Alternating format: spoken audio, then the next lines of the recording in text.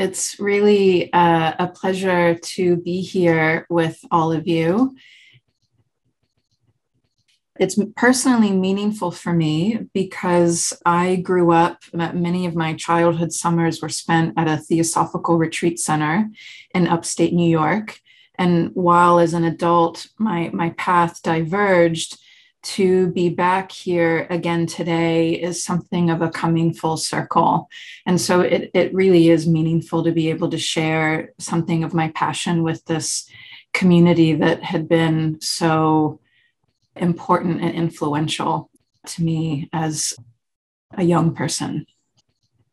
So I want to begin by giving you a roadmap for what I'm doing in this presentation, because these are somewhat complex ideas. And so as you can see, I'm wanting to discuss the relationship between astrology and alchemy via an archetypal psychological understanding. I mean, in other words, alchemy and astrology are joined by the psyche.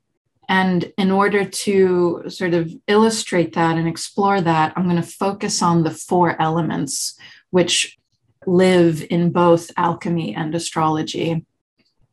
And the ideas I'm relying most upon here are, first of all, C.G. Jung's, whose in-depth and thorough study of the psyche and alchemy revealed the way these pseudoscientific laboratory processes were deeply symbolic processes of an archetypal nature, and even of a spiritual nature. And then when I turn to the elements, the writings of the archetypal psychologist James Hillman will come to the foreground because, he illuminates the more cosmological and imaginal aspects of alchemy that I want to share with you today. And I'm going to be showing you some really amazing alchemical images from various texts, but I'm not going to go into the texts because what's important for my talk is the symbolism in the images. And I'm also going to define alchemy shortly, but I first want to make some broader reflections on the key ideas that, belong to what we call archetypal astrology. So astrology is the study and interpretation of human experience in relation to the movement of the heavens. So the positions, interrelationships, and cycles of the planets. And the basic principle at work in archetypal astrology, as articulated by Richard Tarnas, which I have up on the screen, is that the planets have a fundamental cosmically based connection to specific archetypal forces or principles which influence human existence, and that the patterns formed by the planets in the heavens bear a meaningful correspondence to the patterns of human affairs on the earth. Now, the basis of this view is found in Jung's theory of synchronicity, which bridges the realm of the inner world and the outer world. So the outer movements of the heavens and our lives are connected through synchronicity. Now, a synchronicity is when two events occur that are not causally connected and yet appear to form a meaningful pattern. Inner experience and outer event are experienced as connected through meaning rather than any cause and effect link. So it's an acausal connection, which has been observed in physics. And, we've all had this happen, where we meet throughout the day or have a series of events or conversations that spontaneously occur that have a theme, like repeated over and again, as if the world were speaking to us directly. This can make for a sense that there's like an invisible orchestration at work. And, synchronicities are experiences that are often very meaningful. And I think this is really important. The feeling of being seen in a meaningful way by the world. It is mysterious and powerfully, profoundly powerful and a healing experience. Because I think it gives us the sense that there is a caring and deep intelligence at work in life. So synchronicity is Jung's idea of this coincidence or coincidence between an inner state and outer events. And just to kind of, put a point on this, again, Rick Tarnas articulates this so well. He says, Jung saw nature and one's surrounding environment as a living matrix of potential synchronistic meanings that could illuminate the human sphere. All events, inner and outer, recognized as sources of potential psychological and spiritual significance. So our birth charts, astrological charts, are an example of this. The location of the planets at the time of our birth do not cause us to have the characteristics we have, our nature, personality. Rather, there is a meaningful coincidence of the planetary alignment with our character. And then transits to our natal chart, transits being current positions of planets and the way that they touch our birth chart, they reflect this in terms of life experiences. So there is a synchronous correspondence between the planets and human life that is intelligible. Now, what Jung saw was that what underlies the synchronicities, the inner and outer connection, is the archetypal factor. So the idea is that life itself, the world, nature, and the things that happen in life, all of these are shaped and animated by the symbolically patterned archetypal powers of life. And we can define archetype as being a formative principle or pattern that shapes behaviors, ideas, and symbols that have a universal quality and that have appeared throughout human history. I mean, a good example of this is the trickster. Yeah, the trickster archetype is a figure that in the Greco-Roman world was Hermes or Mercury. In many Native American traditions, that would be Coyote. In the Yoruban religion from West Africa, that would be the god Eshu, right? So we have tricksters across all these different religious and spiritual traditions. So that's an archetype. Now, another idea here is that in terms of archetypes is to think about the way celestial movements and human experience are intertwined, informed by the same archetypal processes that pervade the cosmos. So what do I mean by that? Well, just think about it's a new moon. The new moon participates in the archetype of birth, the beginnings of things, the waning moon that we experience every month as well.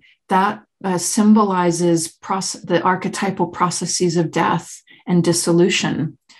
More specifically with astrology, Saturn refers to form building processes, which are archetypal. Mercury points to connective processes, Pluto and transformative processes, right? So we have this kind of archetypal connection between our, cosmic, these cosmological factors and processes of nature, processes in life. So drawn from this theoretical ground, astrology is a symbolic art depicting the archetypal patterns and energies of the psyche. And, a key idea coming from this particular perspective of astrology, which is a more archetypal or depth psychological astrology, is that astrology is not concretely predictive, but archetypally predictive, right? So we know that there are certain patterns at work which may express themselves in a great multivalency, many different ways. And this understanding is what underlies our ability to look at astrology as not based on a causal model, again, but rather one of correlation. that both inner and outer life are structured by universal patterns, and that the planets, in a very mysterious but also gorgeously aesthetic and harmonized way, are indicating the archetypal dynamics at work in any particular moment in time. And so, we could say that it's about a sense of the meaningful correspondence or synchronicity between above and below. And in the words of the ancient philosopher Plotinus, all things breathe together. So beautiful, isn't that? All things breathe together. So, to say it really simply, archetypes are living forces within us, and astrology maps those forces symbolically. And it does this via the planets and the zodiac signs, the fields of life that the astrological houses represent, the elements, as well as the aspects, which are the geometrical alignments between the planets. Okay, so that's just my sort of getting some of these ground ideas about an archetypal approach to astrology on the table. So now I want to talk a bit about like astrology and alchemy together. So in alchemy, astrology is imagined to be reflected in nature. The alchemists believed that as the planets revolved around the earth, their metals are spun into it. Each planet in alchemy is associated with a particular metal. So as above, so below, the planets in heaven correspond to the metals in the earth. So this image that I have on the screen for you, we have a mountain, right? You can see that in the center, upon which stand the gods of the astrological pantheon, who are arising as if it were from the depths of the earth. Notice that around the mountain is the zodiac, right? It's this beautiful encircling around the sky. And then the four elements are in each corner. So like on the upper left, it says Ignis, that's fire. Upper right, Eris, air. Lower right, Terra, earth. And lower left, Aqua, water. And the various stages of the alchemical processes of transformation are written on the steps that are leading up to the heart of the mountain. So you can see that, written out like calcinatio and solutio. And what's interesting as this, image shows us is that the way to those steps, one has to be blindfolded. So you see the figure in the lower right-hand corner. His finger is like pointing to and beginning to touch the stairway, but he's blindfolded. So what does that mean? One must be blindfolded so that we do not proceed by rational or intellectual perception, but rather, like the figure on the left, you see him kind of bending down. We have to proceed by following one's instincts, our animal soul nature, which involves feeling, intuition, and imagination as much as observation and theory. Look, he's chasing a rabbit. So that's our animal soul nature. Yeah, our more free, wild feeling sensibility. But what we have in this image is a cosmological vision. And cosmological vision sees the world, inner and outer, as ensouled, with a greater order of divine forces organizing the world. And this vision operates at both macro and microcosmic levels, with the macro very clearly at work in astrology. And this is something that James Hellman understood, and he wrote, astrology returns events to the gods, right? So as a form of imagining, he says, astrology provides images to be pondered for their symbolic richness and mythical amplification. They afford archetypal data, divine gifts. So, where astrology provides a heavenly view of the imaginal cosmos of the soul, alchemy presents us with a microcosmos. Like astrology, it connects us to the gods, but only in a very earth-focused, substantive way. I've really taken to heart one of Jung's beautiful statements where he said, alchemy is inconceivable without the influence of her elder sister astrology. And I love that. I love thinking about these two traditions as sisters. Maybe they're goddesses, personifying them, and that they are in deep relationship to one another.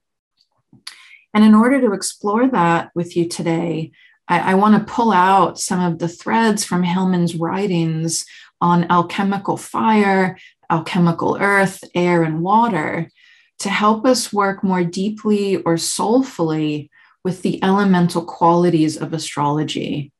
So, like making use of the reflections of Hillman's, my presentation today seeks to offer some new but also old ideas and ways of languaging and like sparking these sister arts.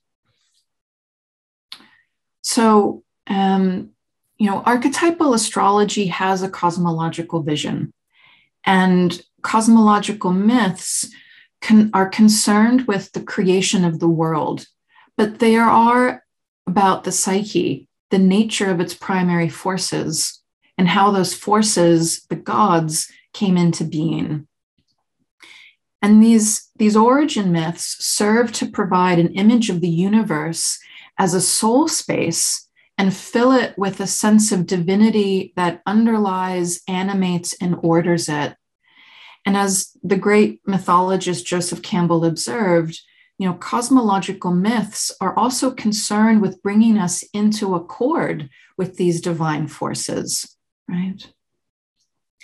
And as Hillman says of astrology's gods of the night sky, what they make possible a grand new idea of order, a cosmological imagination whose thought speaks for the cosmos in the aesthetic forms of images.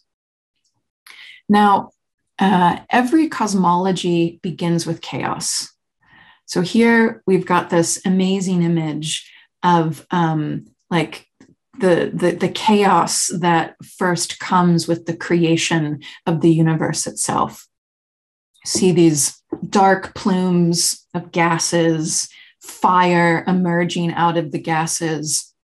And if you look very closely, you'll see that there are the figures of the zodiac in kind of combat or confrontation with one another.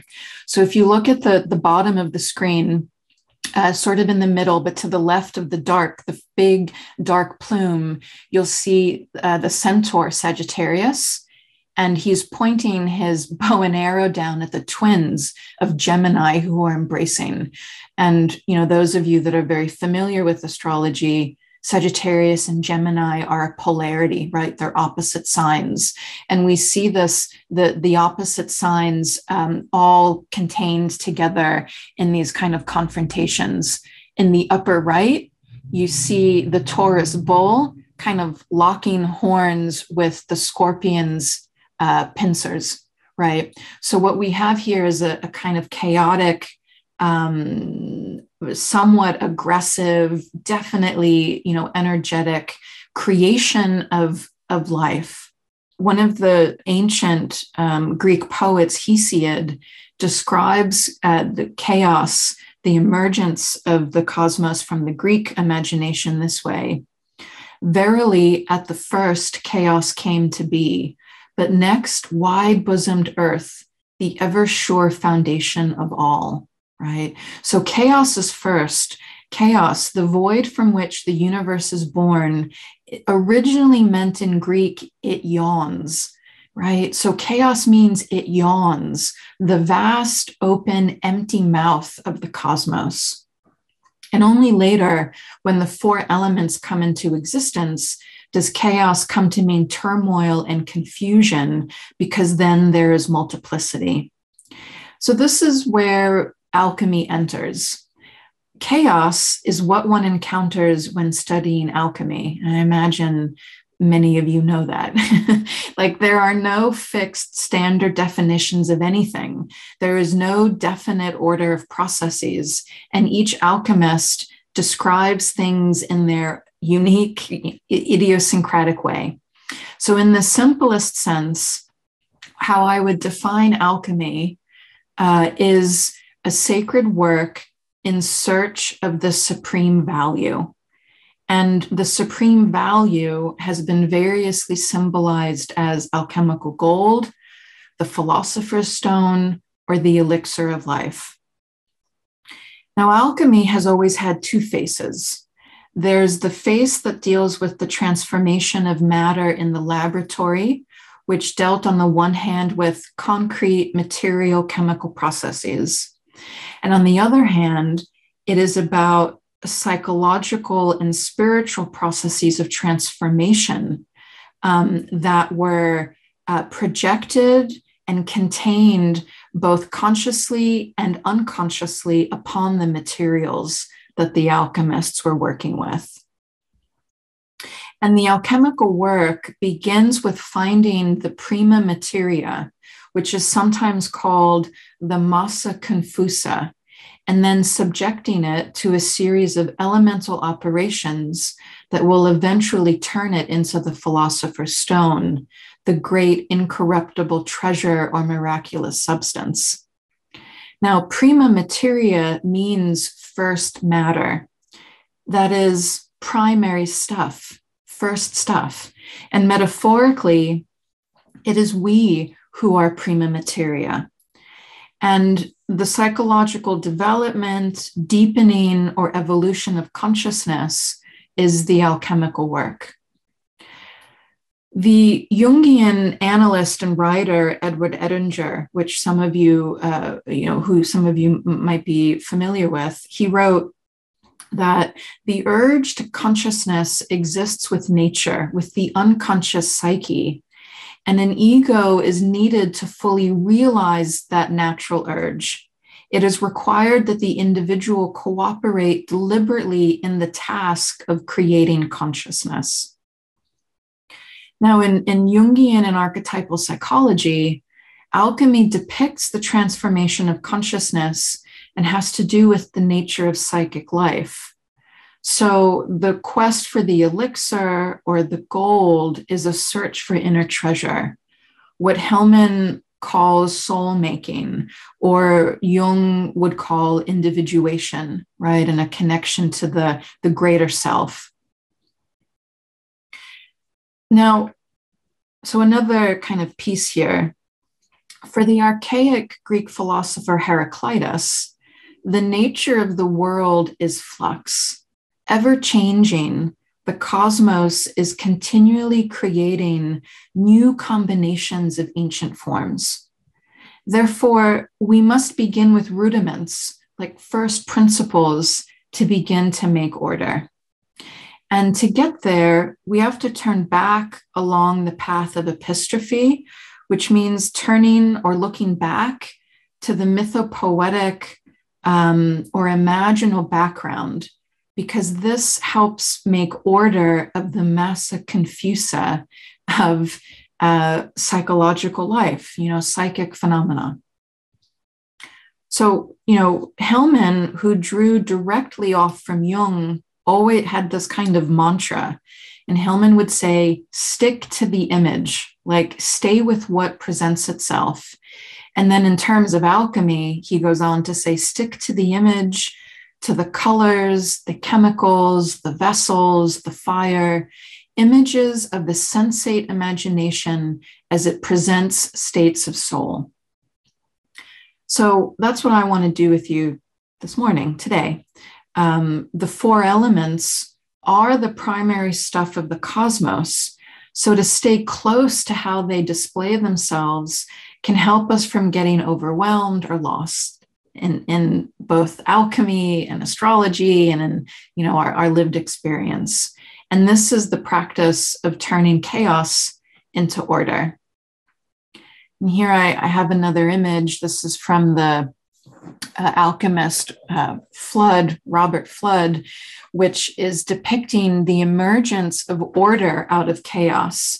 So again, we've got that kind of strange, gaseous, cloudy outer layer, and then each successive circle moving inward toward the sun as the organizing sort of divine solar principle.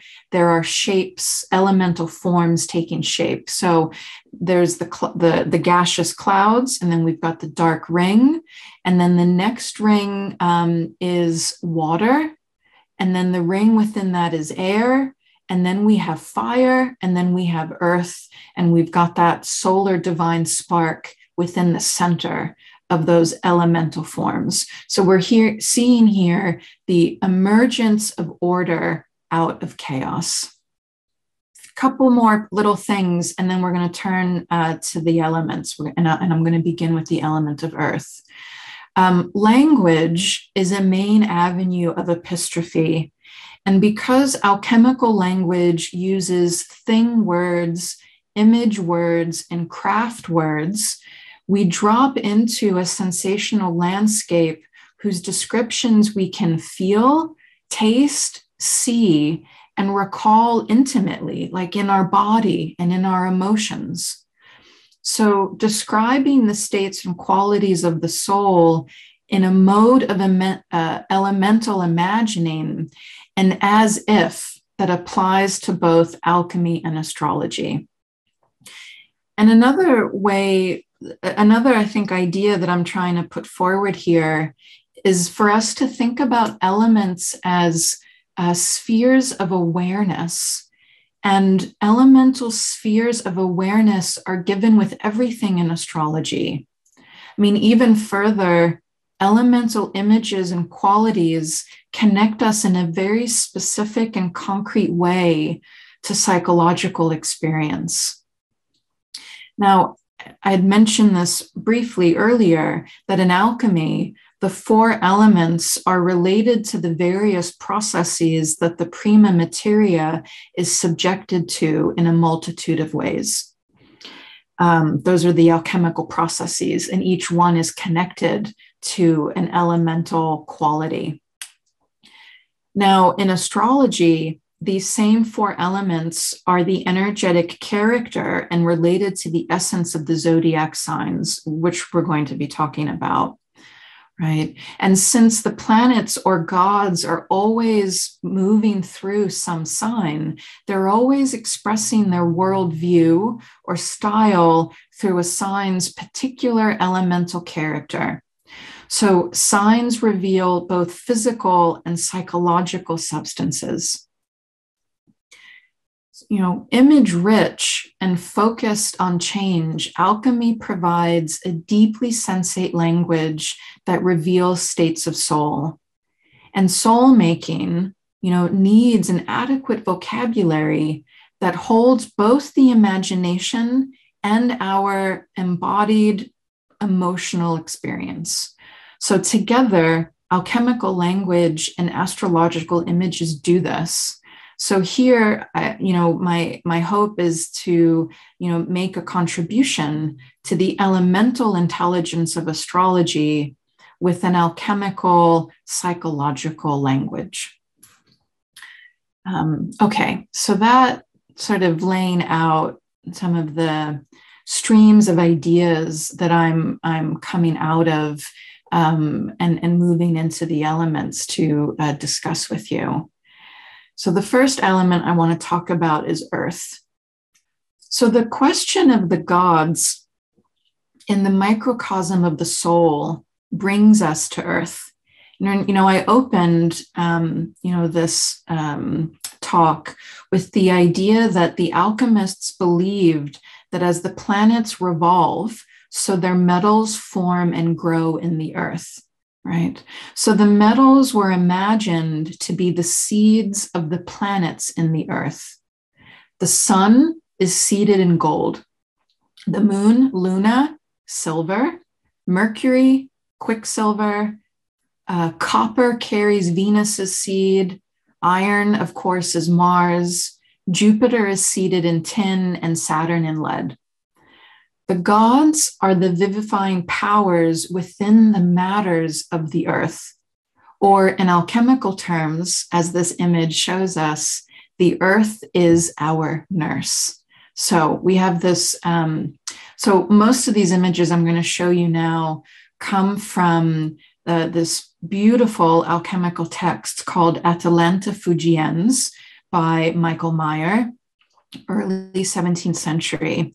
And so here we have the earth personified, and she's suckling a baby, right? And look at how we have the great she-wolf who on the right, who presumably is that's Romulus and Remus. And then perhaps that's Zeus, baby Zeus on the left, feeding from the goat, Almathea. So we have this beautiful image of the earth as nurse, showing us that this elemental field has to do with nurturance and support. Earth gives sustenance to what is newly created, just as Taurus follows the sign of Aries. Earth, its metals, are the elemental metaphor for the stuff of our lives and dealings with matter and with what matters. And Hillman says, things on earth, especially the metals in the earth, are in touch with the gods. They bear mythical messages. So the earth signs have to do with how we deal with matter, the physical universe, Taurus, and what we possess. Virgo, how we change and manifest. Capricorn, how we become masterful. Now, the Taurian second house of what one owns, our possessions as well as our talents. I mean, this is Aphrodite or Venus in her earthly prowess, right? Aphrodite Pandemos, that's the goddess of beauty, Aphrodite. She rules Taurus. This is her sensual face, the face that has to do with the beauty of the things of the world. The Virgoan sixth house of our day-to-day life has to do with all the rituals and responsibilities that we encounter and need to fulfill every single day. That there are spirits in the metals that instruct us helps us understand the kinds of work we are to undertake. For example, lead, which is Saturn's metal, instructs slowness, right? And matter connects us to the limits and constraints of reality, as well as the skills and responsibilities of its navigation, what we ascribe to the domain of Saturn. So coagulatio, which is the Latin alchemical term meaning transformation by earth, and I have that written on the slide. So to coagulatio belongs experiences of restriction and responsibility, acceptance of material limits, but likewise achievement, but also stuckness and stagnation. All these things are part of the earth sphere of awareness. Now, earth, of all four elements, is the most stable element because it is wedded to matter. So earth, in that sense, it resists change, right? Earth resists change. So as coagulations of the moist vapors, metals were diagnosed by alchemists as phlegmatic in nature, meaning the earth element is passive or inert and therefore requires fire. Why fire? Because fire is the primary element of change.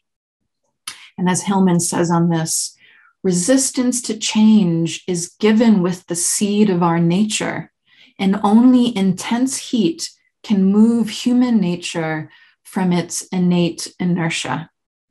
So, in other words, it's only alchemical fire, psychic heat, spiritual heat that has the properties that can work on the metal spirits, transforming their innate qualities so that they are purified and joined together and integrated into the alchemical stone, the philosopher's stone. So the fire of the psyche's heat, or the eye of the soul, works upon the earth and is worked in return by the earth. So coagulatio, or earthing, has to do with coming to know what matters and the development of a sense of the purposefulness of the various areas of our life.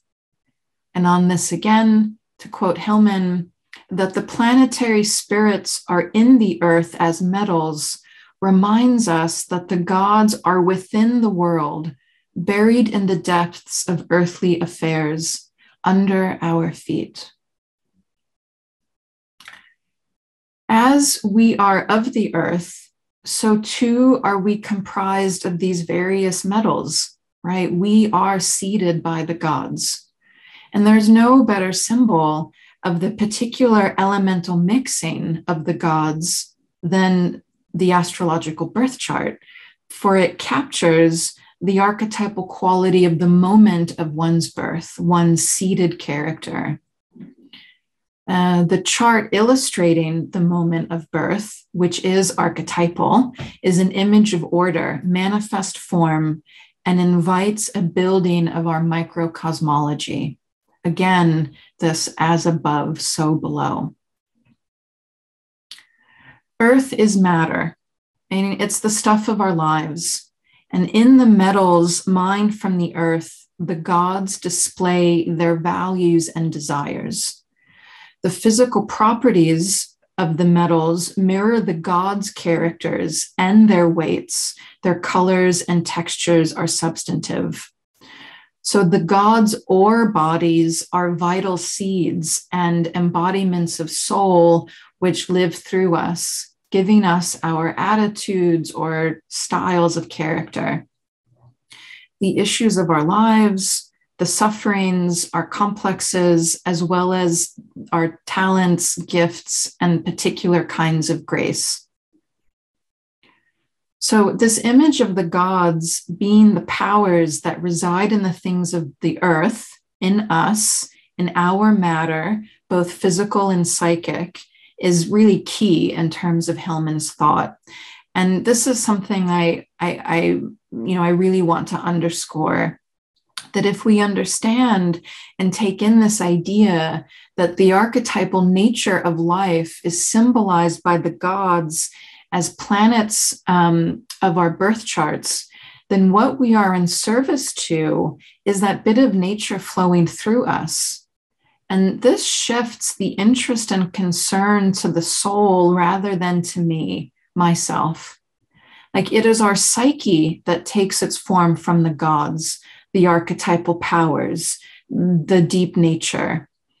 And so our work may not be about making ourselves better, more whole or complete, but rather our work is to attend to that bit of nature that's flowing through us, as symbolized by our birth charts. And, in Hillman's way of, communicating this sort of perspective, he says, our lives are on loan to the psyche for a while. During this time, we are its caretakers who try to do for it what we can. Or in poetic terms, we can turn to W.H. Auden, who said, we are lived by powers we pretend to understand. So now let's talk about fire. Here we have the starry salamander who lives in the fire, and he often described as frolicking in the fire, and was imagined to be the mercurial spirit of the prima materia. Now, fire is the root metaphor, the first principle for Heraclitus, and for Hillman too, who said that its radiance, its flickering instability, its warmth, and its rage is primary. So throwing light beams into the chaos, the fire's light helps us discern the landscape. And Hillman says that it's the element below and above the range of human reason, which means fire connects us to the gods. Now, fire is the first element in astrology. The spring equinox in the tropical zodiac is 0 degrees Aries point, right? Beginnings. So we could say that it is the ascendant of astrology. And in birth charts, the ascendant marks the moment of our first breath in the world outside our personal mother. Our first breath, that coming forth of life on its own impetus and energy. Aries, the rushing ram that springs forth, I mean, it is the impulse of life toward being. Now, of the 4 elements, fire is the least reflective. Aries, Leo, and Sagittarius are impelled to move, to vision, to rise like flickering flames. Fire's nature is to burn, to consume fuel and rise. So it is active, hence symbolically masculine, because it penetrates space with its heat. And transformation by fire is the alchemical process of calcinatio. My apologies, I realized that I misspelled that on the slide. So calcinatio, think of the word calcination, the heating of a substance in high temperatures. To calcine.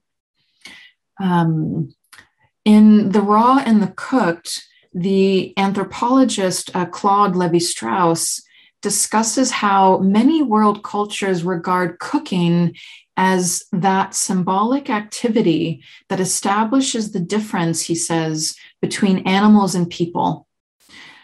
So let's think about this. Cooking is transformative, right? From surviving to savoring to civilizing, cooking affects change in all manner of things. Now, in alchemy, we are what is being cooked. We are the alchemical vessel and the stuff within it, as well as the lab in which it all happens. We are the primal chaos that the fire is illuminating and heating. An alchemical fire is the heat of the soul cooking, consuming, transforming itself. And alchemical fire is an invisible heat. Hillman describes it as a psychic heat that clamors for fuel. So alchemical fire is a psychic heat. And this is different from the heat of nature, which is slow and moves on its own accord. See, alchemical fire hastens nature. And Hillman says on this, the art of fire means learning how to warm, excite, enthuse, ignite, and inspire the state of one's nature so to activate it further into a different state. In the cosmology of soul, fire is what activates change. Fire is connected then to those emotions that are active, dynamic, that compel and impel us, right? So let's think of emotions as change agents, anger, blistering bliss, desire, fury, enthusiasm, inspiration. So that's alchemical fire. Now, as a process of change, calcinatio is also a purging or a purifying, because alchemical fire drives out what is unconscious, bringing it to the fore so that light, fire, consciousness, all synonyms in the way that I'm sharing this, can be made with it and therefore be changed. And there's this amazing poem I want to read to you by the poet Dorsha Hayes. And her title of her poem is Fire Hazard, which I think describes this calcinatio process in an extraordinary way. So I want to read that to you. Filled with the clutter of unsorted stuff, a spark can set a man ablaze. What's there, heaped high among stored rubbish at a puff, will burst into flame. No man can be aware of how inflammable he is, how prone to what can rage beyond control, unless the piled up litter of his life is known to him and he is able to assess what hazard he is in, what could ignite. A man disordered and undisciplined lives in the peril of a panic flight before the onrush of a flaming wind. Does it now seem I seek to be profound? I stand on smoking ash and blackened ground. Those extraordinary images. So I want to talk about kinds of fire. Alchemists were artists of fire, and the alchemist has to learn all there is to know about fire, the various kinds, its sources, and its fuels, because not all fire is to be fed the same way. I love this image. Here we have what I see as an alchemist in her kitchen, standing at this huge stove, open flames.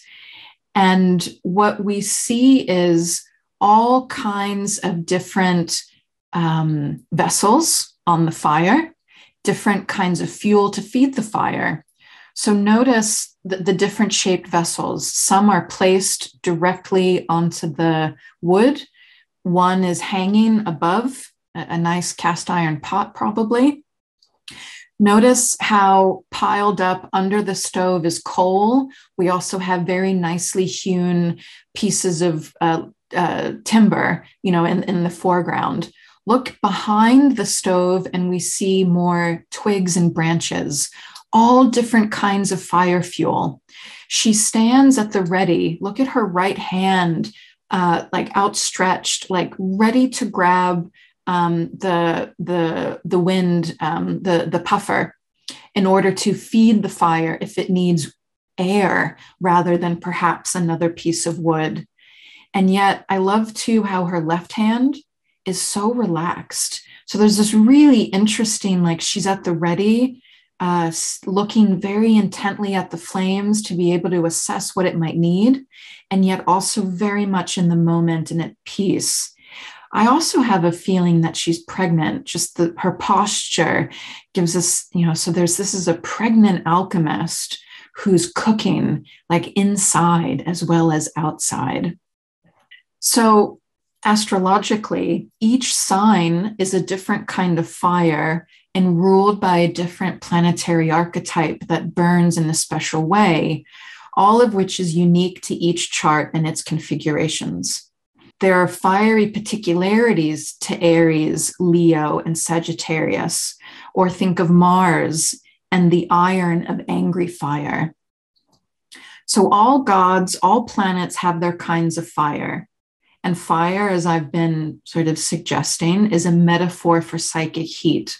What turns us on, what burns us out, what burns us into our life. There's a lot of burnout out of our life too. And it is helpful to work with fire signs and Mars and the sun in particular, I think in a chart as indicators where psychic heat burns, places where the fires of the imagination are lit for a person, where will and desire are both caught up and contained and need to be ever fed. So fire rises, activating change in form, state, and quality. I mean, what do we say? Like, turn up the heat. Yeah. So fire transforms matter through heat, and its various kinds of heat are really interesting the way they've been described in alchemy. For example, there's the heat of focused brooding, which was imaged as hens sitting on their eggs. Or there's the heat of the summer sun. How to generate the heat of utter internality, right? The ardor of internal heat. So all different kinds of heat are described in alchemy. So solar fire, who I am, I mean, that's the sun as the individual heart essence, a determined and willful fire that wants to shine forth unabated. Now, in the alchemical cosmos, there are two sources of fire. There's earthly fire and ethereal fire, which is really interesting. So earthly fire, terrestrial fire, rises from the earth, as in like thermal springs, gases, geysers, and volcanoes. Mars and Pluto have their own fires that can suddenly erupt, right? And Hillman says there are also that these terrestrial fires are to be understood as our interior culinary fires, the metabolic heats of the body. So psychologically, that would be frustration of our pleasures and power.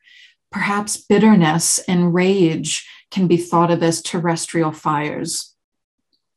Whereas ethereal or celestial fire, that's the fire that descends from the stars and lightning, like from Jupiter, and it comes in flashes and fevers, Hillman says, explosive manias and star-struck blindings, right? So we can think of revelations and visions as being ethereal fires. I mean, think of Sagittarius. The figure that symbolizes Sagittarius is the centaur, which has a man's body and a horse's, lower half. And that figure, the centaur, combines vision with instinct, right? Animal, human. And it's ruled by a red-hot Jupiter.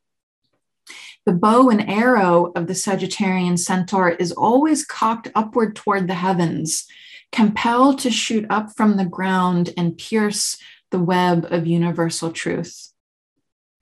Hillman advises that we must learn to fight fire with fire. This means that we have to meet fire with the fiery material of our passions and our inspirations. Fire is the spark and thrust of our desires, our longings, our vision. To come to terms with our fire, we have to imagine into our fire. Our drives, our passions have astrological images, and that's one way we can work with our fire. A Mars in Aries, impulsive, leaping forth, impelled by the rushing breath or battle of life and ambition. A blue fire, Mars in Aquarius, weighted by Saturn, Senex matters, as well as the potential for Uranian breakthroughs. Mars in Cancer, where emotions flare hot and stream past, but must be made use of because desire is a kind of clarion bell for direction, right? And in alchemy, Mars's metal is iron, which is forged in fire baths. Heraclitus said, "Moisture makes the soul succumb to joy." A beautiful line. Moisture makes the soul succumb to joy. The soul loves moisture, and its proclivities of emotion, reverie, and reflection are imagined in watery ways. Our style of reflection is related astrologically to the moon. And as the moon reflects the light of the sun, so reflective consciousness is a mediating awareness that takes place between events and meaning. Reflection is a primary mode of soul making. And this provides another turn of insight, I think, into the astrological fourth house, wherein we reflect on the activities of the first three houses of being, first house, having, second house, third house, perceiving, right? So Luna, goddess of the waters, rules the fourth house of self-reflection, endings, the personal and conscious, home, both psychological home and also our physical home, as well as our experiences of the mother, both our personal mother and the archetypal mother.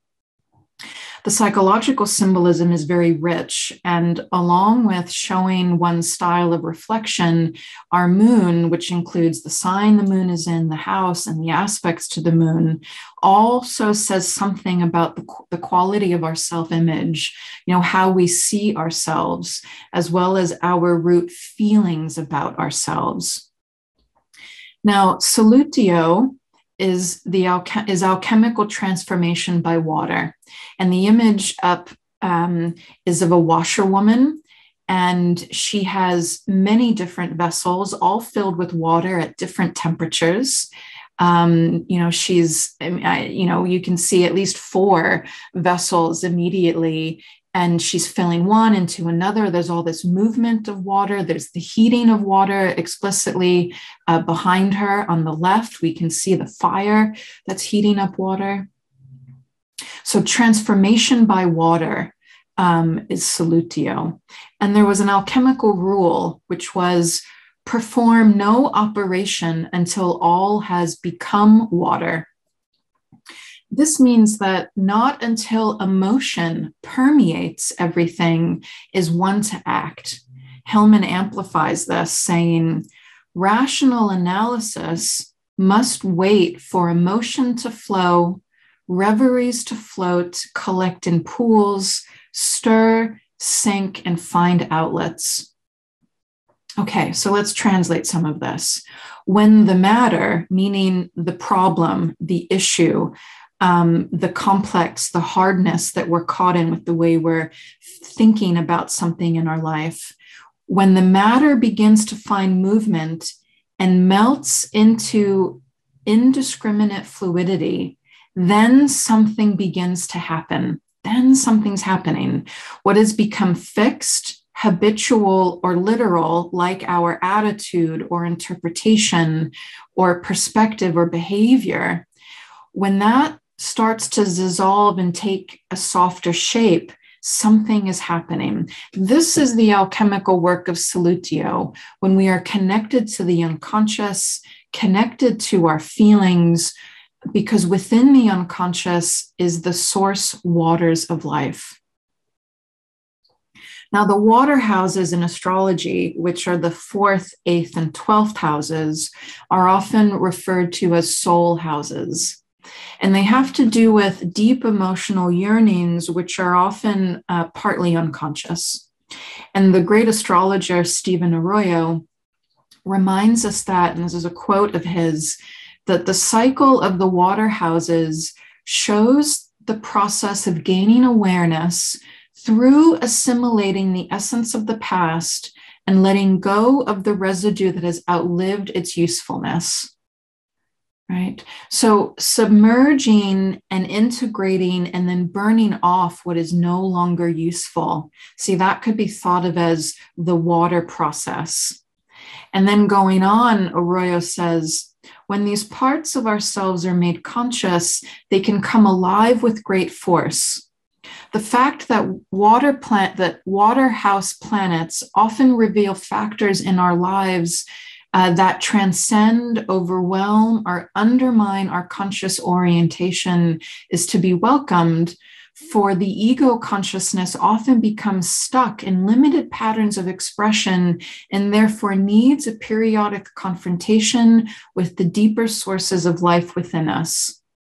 See, in other words, we can imagine this as being a solutio process where we have to be connected to those deeper sources in order to find the new direction, the new kind of energy and focus, right? So planets in the water houses, Arroyo, is saying, like, they have to be consciously attended to rather than unconsciously emotionally charged, right? So that's the dipping into the bath, as we're seeing here with the washerwoman. But I have another image I want to show you, and this is of the drowning king. So maybe he looks like he's having a good time, but he is drowning and he's in danger. And, Arroyo again, also talks about regarding the 3 water houses of self-undoing, chaos, self-loss, or utter dissolution of the conscious ego personality can also be experienced by a person with a major emphasis on the water houses, which can open the person to spiritual insight and illumination. So, the way that I would, amplify that would be to say that water ordeals, as we're seeing here with the drowning king, Water ordeals come through the intense emotional levels of our experience that the houses symbolize, right? So the ordeal by water is often experienced as floodings of emotion, right? Emotional inundations, loss and grief, or a sense of hopelessness and helplessness. I think Neptune is related, of course, to solutio type experiences, loneliness and the longing to merge with the greater whole, whether in mystical connection with the divine, a group, or a doctrine. I mean, within the longing to merge is the longing for the return to the Great Mother, like a deep nostalgia for containment and union with the source of life. Now, this blissful solutio can also be dangerous because it can correspond to a kind of desire for unconsciousness, right? A kind of moving back into an Ouroboros, connection with the Great Mother. And, oftentimes what we see as sort of symptoms that express this include issues of intoxication, addiction, and substance abuse.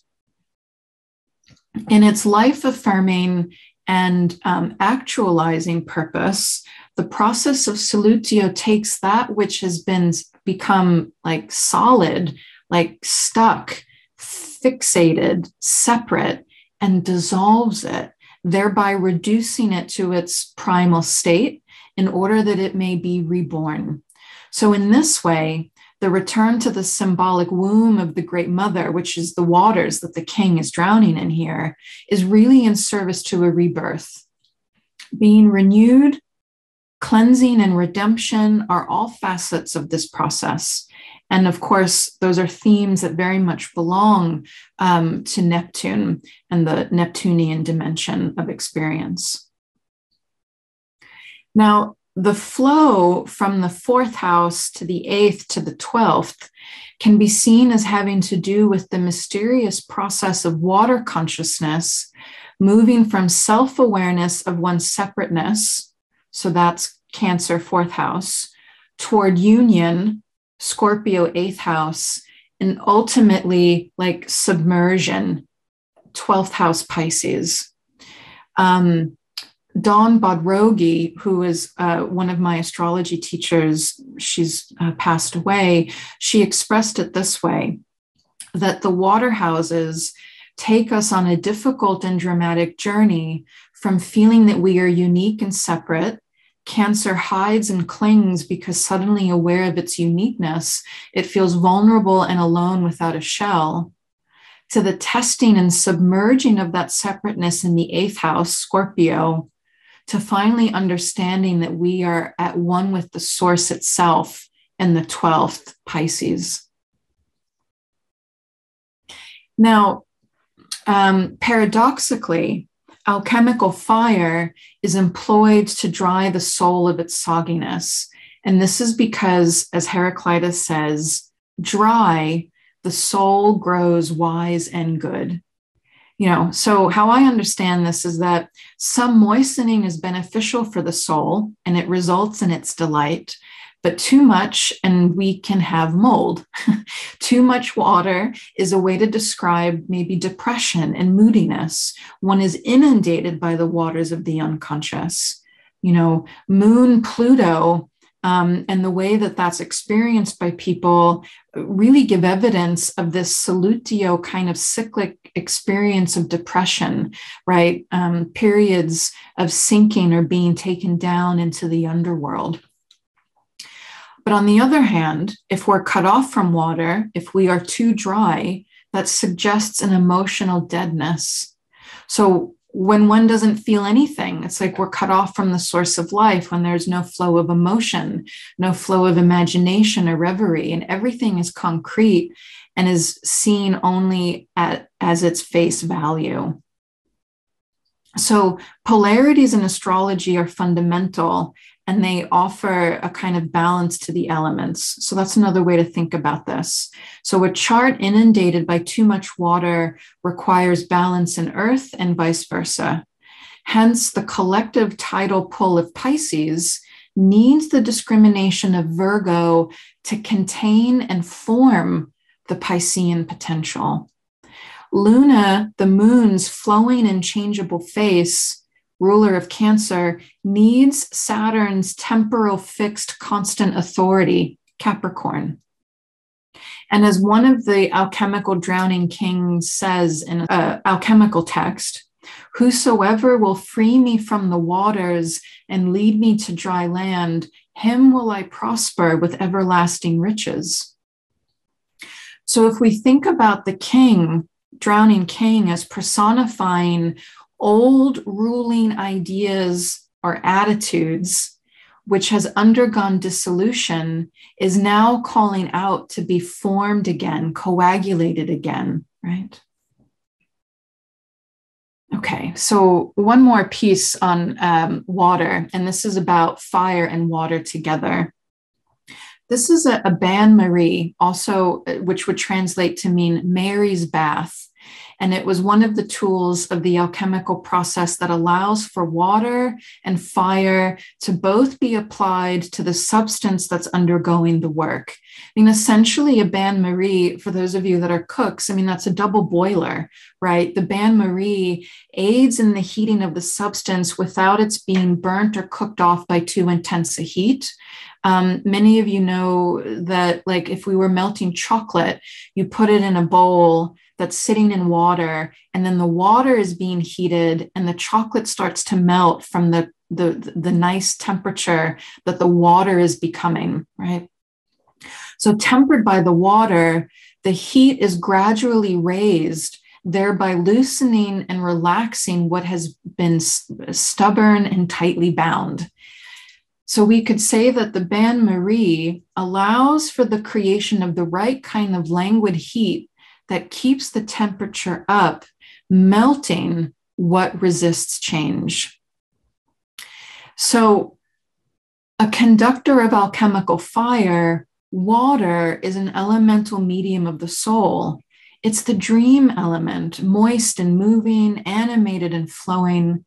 And as Hillman writes, dreaming is a nightly dip, a skinny dip, into the pool of images and feelings. Dreams solve problems because all dreams are wet. They dissolve the mental constraints of the day world in the flow of imagination. So our tension knots, our hard edges, our stony complexes, even the sureties impoverished of imagination, water finds purchase in the tiniest of fissures and helps flow begin to happen. We can think of Venus's sensual eroticism, aesthetic pleasure in our fantasies. And as aqua vitae, like the water of life, water has the power to revivify what has become dry and calcinated. The soul stirs things back to life by moistening.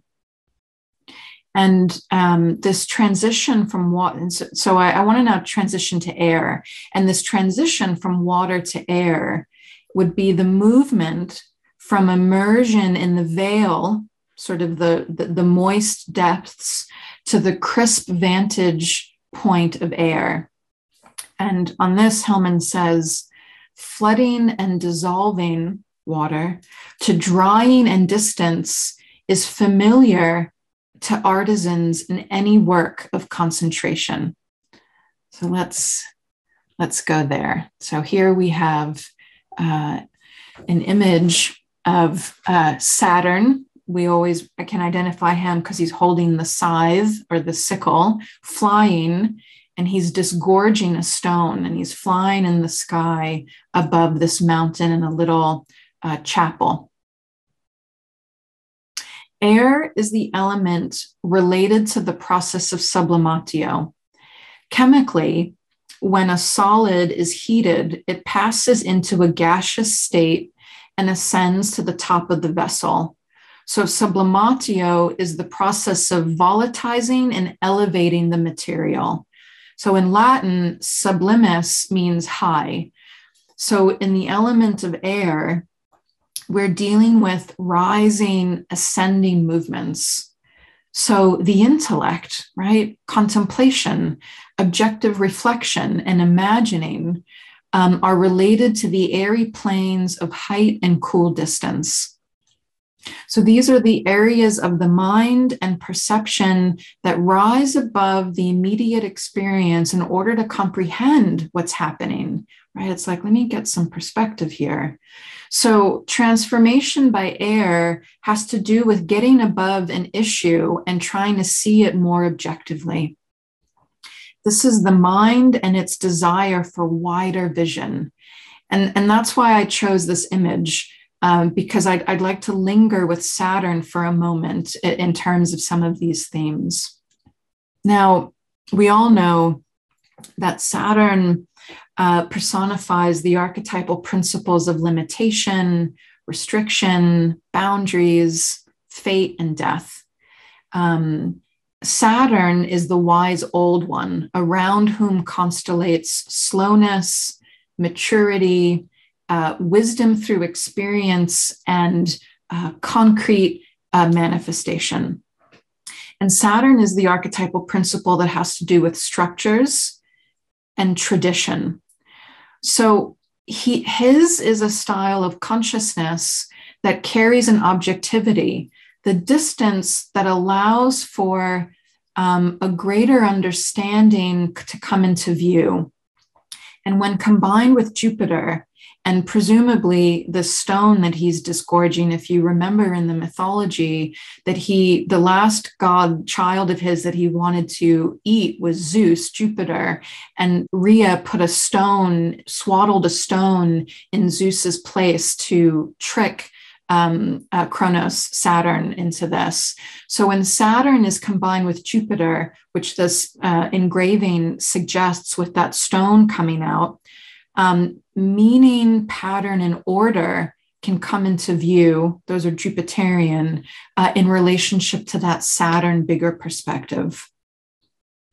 Now, known as the farthest known and visible planet in the ancient astrological tradition, before the discoveries of Uranus, Neptune, and Pluto, Saturn was imagined as the one who could see from the farthest reaches, right at the very distance, beholding the cosmic order from the most imaginable distance.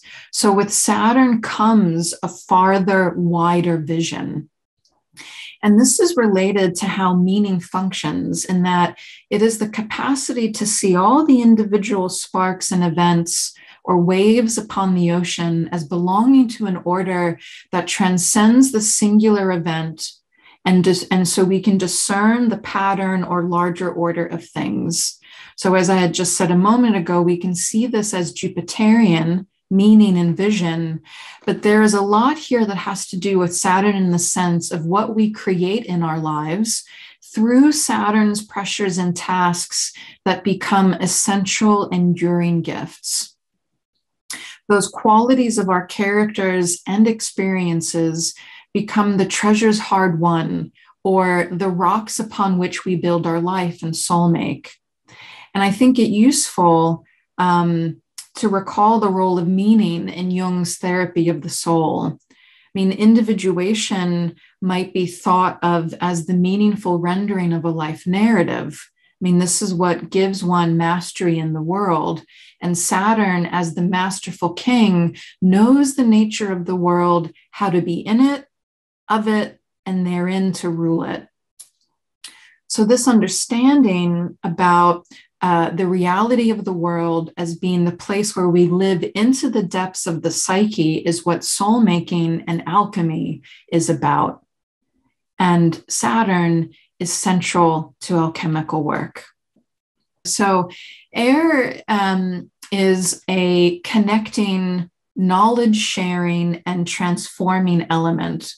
And we can look at the movement from the three air houses, the 3rd, 7th, and 11th houses, and their signs, Gemini, Libra, Aquarius, as being about the movement. One level is that it's a movement from facts to philosophy. Gemini, information gathering, perception. I mean, that's ruled by Hermes as messenger. Libra, has to do with the exchange of informed ideas and how you and I share that together, right? That relational Libran expression. And then Aquarius relates to the concept of an egalitarian and humane universe where we all belong. And, you know, we can only test our gathered knowledge by relating with others, Bodrogi wrote. So air's instinct is connecting or relating. That's why the air houses are also relationship houses, right? Air is the element, air is the elemental symbol of relationship, but also distance and independence, which is very interesting. And as the archetypal psychologist Gustavo Barcelos writes, it balances the extreme poles of separation and symbiosis, which is the tension lying in the deepest base of all relationships.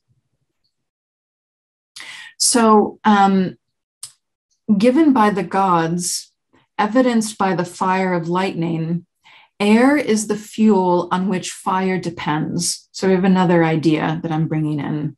So the puffers and bellows in the alchemical kitchen are those instruments by which the fire, psychic energy as heat, is fed with air.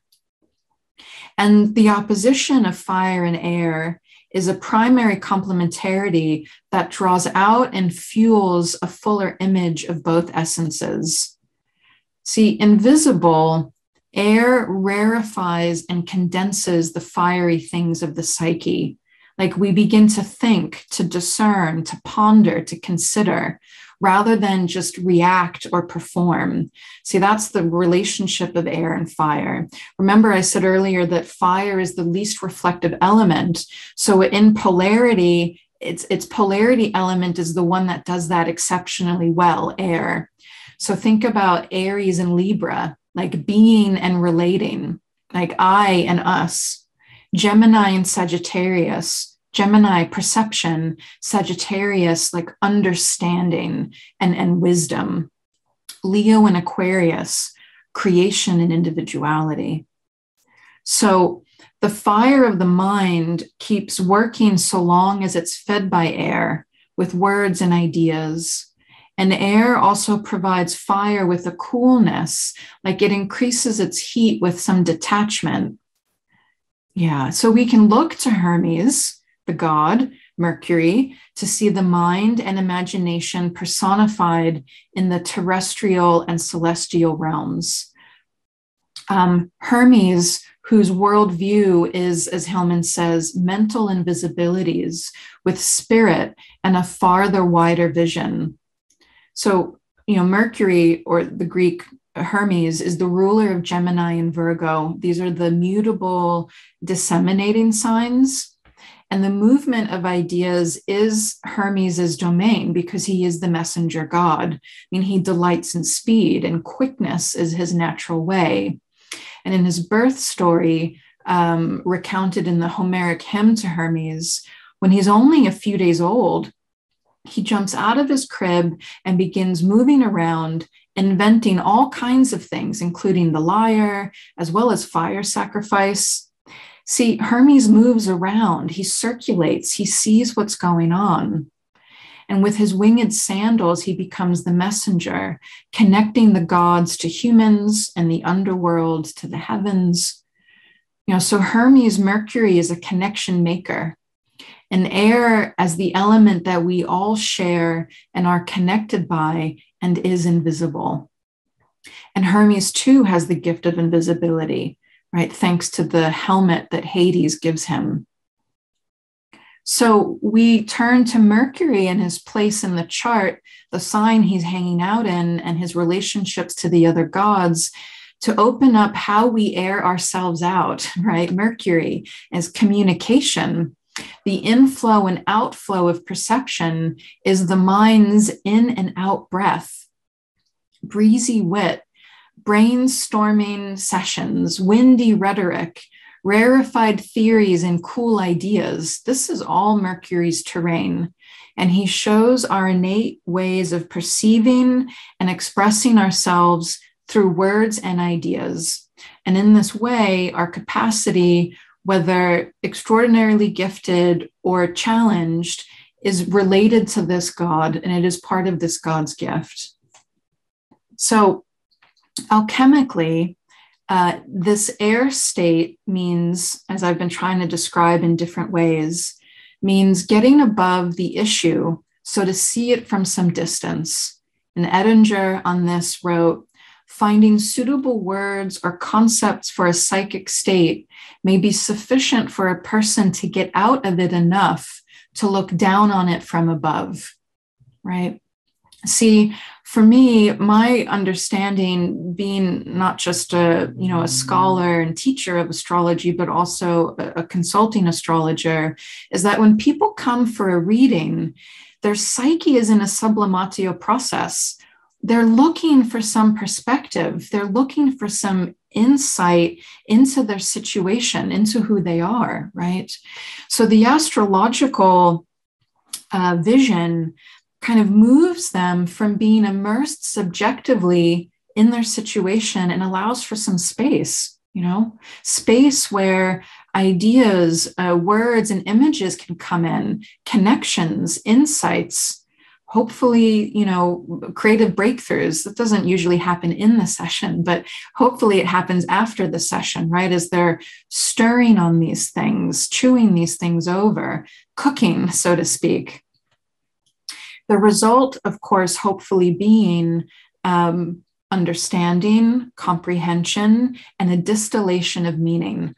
All those things are sublimatio, a deep archetypal elemental process of air. So I want to close with this last image and just point out a few sort of salient features here. We have a guy sitting in like a hot tub, basically, old school hot tub. And he's got a white dove sitting on his head. And then we've got the alchemist who's using the puffer to blow air to keep that fire heating to cook the guy. So we could say that this guy is in a bain-marie, right? But notice the painting, how there's all these arches in the architecture, and there's the sky. So there's this rising focus in this painting, sort of drawing us up and up, where our eyes are drawn up to these beautiful arches. There's the walkway above. There are people above looking down. The dove rising from the guy's head is also in a kind of ascending movement. So there's all of this. It's an air landscape. Notice too, in the beautiful illuminated gold border are birds. Birds are the animals of the air sphere. So for those of you who are here today who are astrologers, if our astrological vision is an alchemical one, where transformation of consciousness is the reason for the work, then perhaps we can imagine ourselves as that guy kneeling on the ground, working the bellow, keeping the fires going so that the person in the bath begins to see something of value in the experience that they're going through, that's brought them to us, the questions that bring them to us. And perhaps that is the role our clients come to us needing to have outwardly fulfilled, the person blowing the air. And perhaps, too, this helps keep us humble and related, seeing what we do as a kind of kitchen work in service to a larger process underway for the individual. To conclude, for Hillman, alchemy is a symbolic language that gives some of the most rich description of states of soul. The archetypal ground of life is expressed in exquisite particularity in both alchemical and astrological images. So when read and understood metaphorically, rather than literal processes or character descriptions, we can imagine more deeply into our lives. So in this alchemical micro-cosmology, Earth is gravid with the gods. The waters of life rise and fall. Rainy seasons give way to the heat of the sun. The fire works upon everything as the psychic heat and ardor of being. And the breath of life, the imagination, encircles the cosmos. Alchemy and astrology provides cosmological visions of the soul, as above, so below.